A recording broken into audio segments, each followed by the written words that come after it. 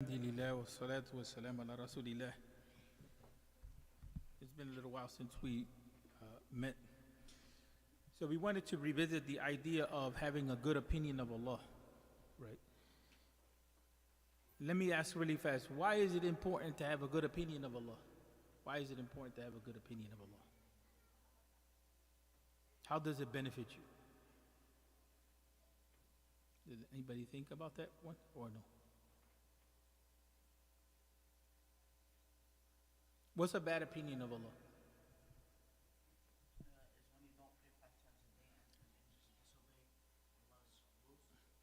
No, the way we think about Allah, I'm looking at that part. What's a bad opinion of Allah?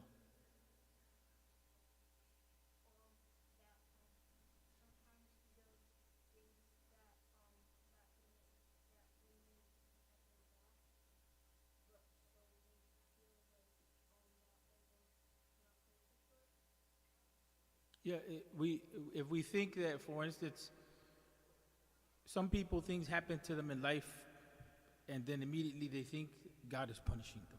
They think Allah is punishing them. Some people, that's how they think.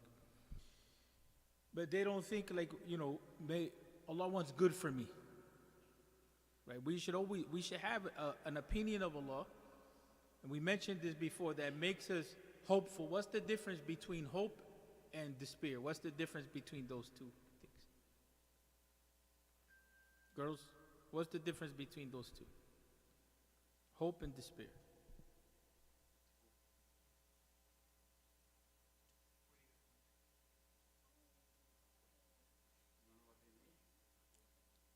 Hope is when you're waiting for something good to happen. And despair is when you begin to feel sad, and then you get to a point where you feel as though nothing good is going to happen. And there's no way that you can get out of the situation, and there's no way that is going to change, right? So what's the difference between the two? Hope and despair? You going to be ready for your answer?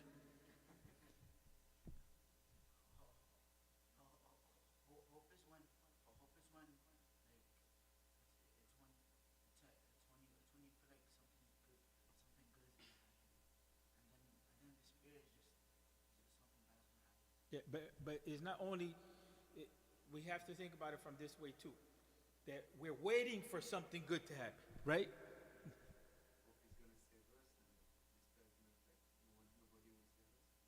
Yes, that's an example, right? Sometimes the ideas are not made clear except by an example. That's an example, right? So that's why when we think about Allah, right, what we should be thinking about Allah is that Allah wants good for us.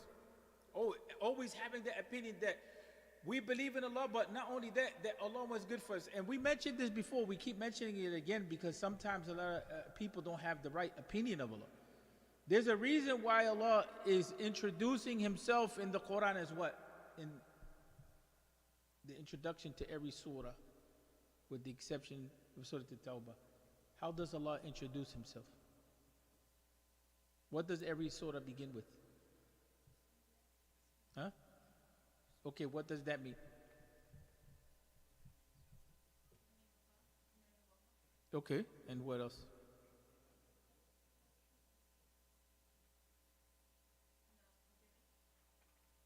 And what else? Something missing.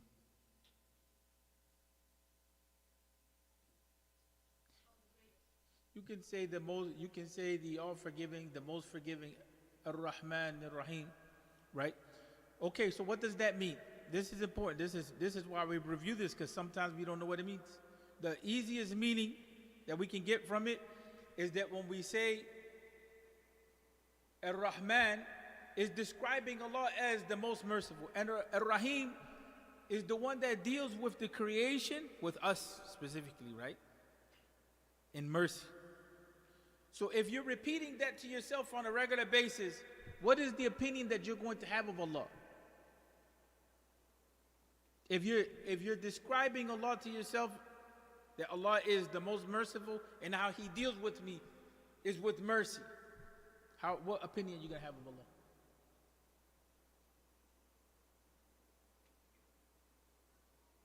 If you say about your friend, well, she's a nice person, But not only is she a nice person, to me, she's a really nice person, right? It's going to be different than what?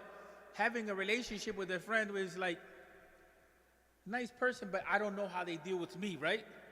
But if you get that experience of Allah, that Allah is dealing with you mercifully, right? Then you're going to have a different relationship. So when you have problems and when you have situations, you're going to turn to Allah in that regard. You're going to turn to Allah thinking about the mercy of Allah versus what? The punishment of Allah. So I wanted to focus on this hadith. It's a hadith that's related in Muslim, in which is called the hadith Qudsi, and where Allah says, whoever comes with a good deed will have the reward of 10 like it. So what do we get out of the hadith? We're not going to be long today, but what do we get out of that hadith? What do we get out of that point?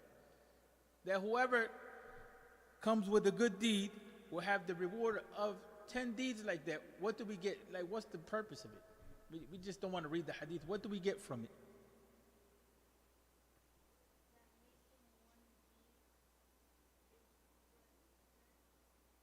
Okay, that's literally what it means.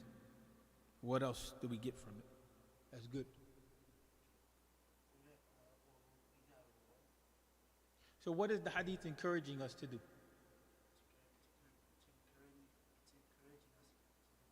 Okay, it's encouraging to do good deeds. Why? Why? It brings good to you. It's bringing good to you. You do one good deed, Allah is counting it as though you did multiple good deeds, right? So for instance, if you can, right, for every dollar that you get, if it counts like $20, wouldn't you want to keep getting dollars so you can keep stacking up and stacking up and stacking up? Yes, common sense. That's the same thing when it comes to good deeds. Right? Good, we mentioned this before. We were talking about this, in the winter time. That good, when you do good, it makes you feel good. When you do good, right? It makes you feel good. It makes you what? Have a better life. When you do bad, it makes you feel bad. And then what kind of life do you have? So the encouragement here is that whoever does a good deed is rewarded. But not just a regular reward. It's almost as though to say that, look, Allah is encouraging us to do good deeds because that's where the good is at. And then where's the mercy of Allah? Whoever comes with an evil deed, you just get punished for one thing. That thing that you did that's wrong. But when you do good, it's rewarded more than what it actually deserves. You're not just going to be rewarded for one thing. You'll be rewarded like if you did 10 things to encourage you to keep doing good, right? So that you have what? So now you're waiting from Allah. What are you waiting for from Allah? You're waiting from Allah good. Because Allah is telling you that if you do good, then you're going to be rewarded for that good. Part of it can be feeling good. Part of it can be getting the help of Allah. Part of it can be protection.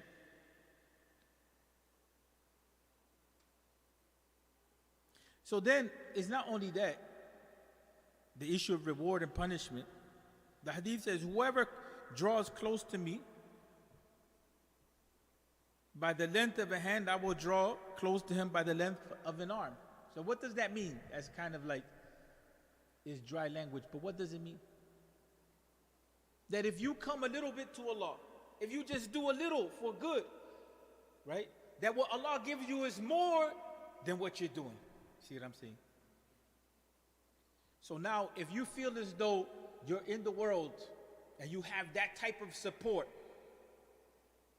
the support from Allah, for the one that created the whole of the universe, the one that created you. If you are in the world and you feel as though there's this being in the world that just didn't leave me in the world by myself, but there's this being in the world that is also has my back, is supporting me. What's the difference between that type of belief and feeling like I'm in life with no support? And I'm in life that good doesn't have meaning, or everything is bad, or, things don't just work out for me. What's the difference between the two types of people?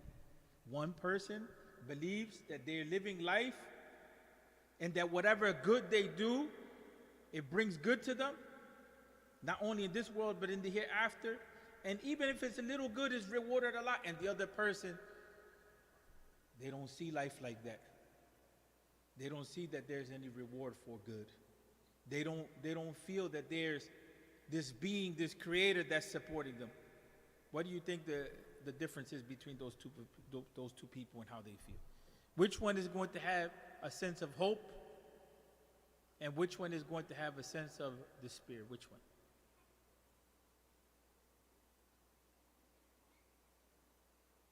What person? The one that what? The one that believes that there's a being that has your back? Why? Speak a little louder, huh? Yeah, because you feel that they have support, right? That's what we want to feel from our iman. We want to feel that our iman supports us, that Allah is supporting us. You see what I'm saying? That's the purpose of iman. Iman is not just to go through the routine. We say, oh yeah, we believe in Allah and that's it. We need to get some benefit from it. And one of the benefits that we get from it is not only that we feel good for doing good deeds, but when life is going difficult for us, we feel as though we have support. We're not on our own. Even if what? Our friends are not there, even if our parents are not there, even if others are not there, we know who's there. Allah. We know that Allah is there.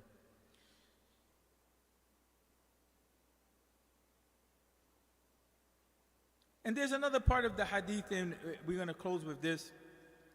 Whoever comes to me walking, I will come to him running. What's that example trying to teach us about Allah and our relationship with Allah?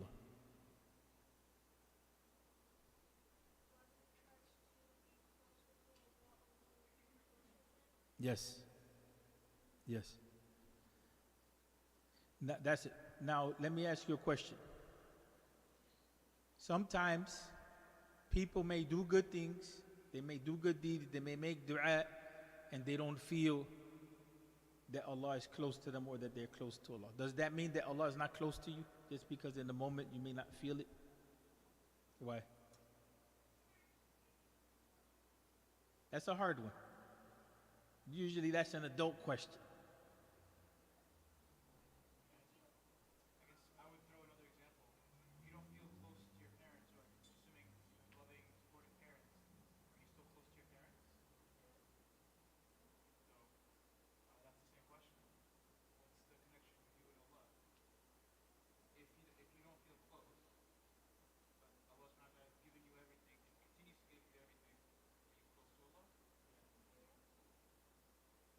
See, and one thing we have to believe, we always have to believe in the power of good. That's what we have to believe in, the power of good. If we don't believe in the power of good, then we're going to end up despairing. Why? Because the world is full of a lot of bad things. Why? Why is the world full of a lot of bad things?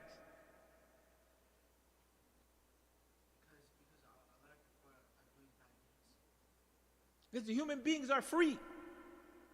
See, we live in this world for a short period of time, but human beings are unique. They're free. And again, even though they're free, there's this concept of reward and punishment, meaning that yes, they're free, but only for a short period of time, they're going to do certain things, and then they're going to have to come to account. That's the teaching of Islam. That there's no one that is going to live in this world that is not going to give an account to Allah for what it is that they do. So you're going to have to be responsible. So then what Islam is trying to help us do is have an understanding, how can we get the best out of life, right? And so clearly put in this lesson, one of the best ways that we can enjoy life is by believing in good. But the challenge is to continue to believe in good and do good when maybe others around you don't believe in that. Or maybe when you don't feel that it's helping you, right? The issue is that it's continue with that. Continuing doing good, even though like for instance, sometimes we may feel like, I'm a good person, I tell the truth, but I'm tired of being a good person. I'm the one that's always giving to my friends, I'm giving, but they what? They what? They don't give back. How many of us know people like that? Raise your hands. So it feels that what? You're the one, you're being the good friend, but that person is not what? So does that mean that now you're going to become like that person? Didn't you believe in being a good friend? Don't you believe in being a good friend? So are you going to change now because that person doesn't know how to be a good friend? Now are you going to go to that side? You see what I'm saying? You're going to get a new friend. Yeah, that's an important point. But sometimes you may be by yourself for a short period of time. You may go through the struggle, right? You may go through the struggle of being lonely, this, that. But does that mean that you stop believing in the idea of what it means to be a good friend or a good person? You stop just because for some time other people may not be good friends to you or good people to you? Do you stop believing in being a good person or doing good? Huh? You have to keep on going. Now that's part of the challenge that we have.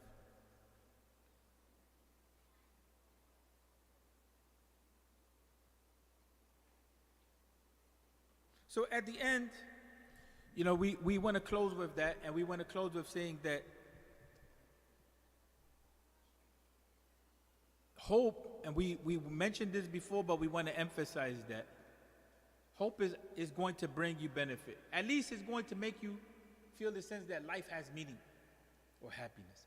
But when it comes to our relationship with Allah, right, when we have hope in Allah, that Allah will aid us, that's now when we begin to experience Allah helping us. That's important. Because if we don't have hope in Allah, how is Allah going to help me? If you have that idea, then yes, you're not going to experience it. But when you feel that what? I'm going to wait for goodness from Allah, right? Try it. Try it. Make dua for something and ask Allah. Try it. Make dua. Ask Allah to help you with something. Don't ask, like for instance, don't ask for things that maybe you may not be able to get immediately. Like for instance, some people may say, well, Allah, I want $1 million right now. See what I'm saying? Right now, I want $1 million.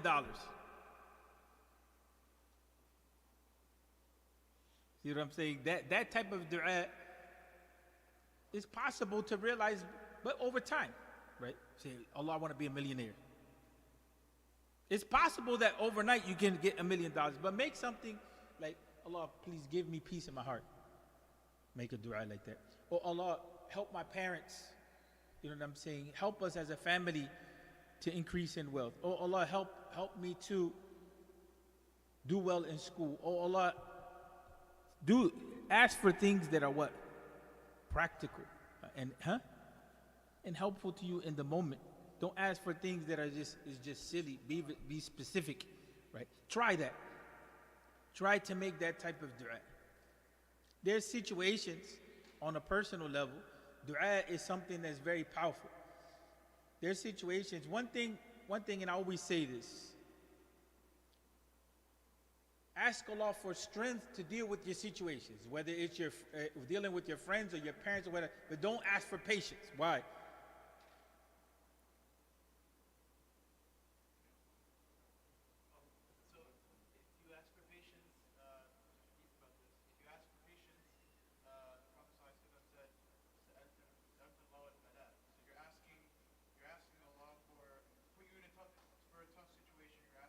So you can learn patience.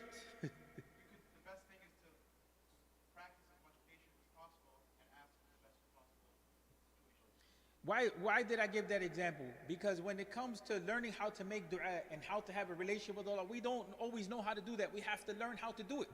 That's why before we were talking about the issue of when we're making salah, to learn how to connect to Allah in salah, it's not just the issue of learning the form of salah, but it's learning how to use salah to help us in life. It's not just the issue of learning some dua, but it's learning how to use those dua in life. It's not just the issue of being Muslim, it's the issue of understanding how being a Muslim is going to help me in my what?